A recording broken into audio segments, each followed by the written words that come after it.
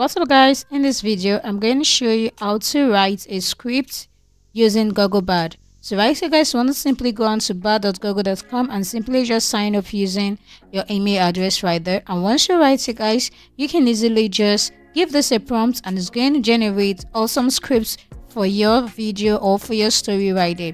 So right here guys, I'm just going to enter a prompt right here. I'm just going to ask Googlebard to write a script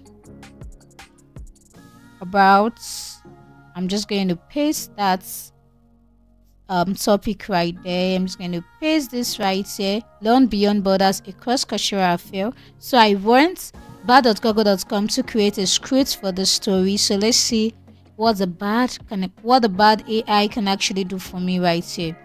So guys, as you can see right here, it's giving me the log line, the characters right here for my story, and here is the scripts for my story right here guys. As you can see, Bard AI is very interesting right here. It helps you with everything you need to know for your story. So right here guys, this is how you can actually make use of this AI tool called bard.google.com for you to be able to create your script by just giving it a prompt, and it's going to generate awesome scripts for your story right here.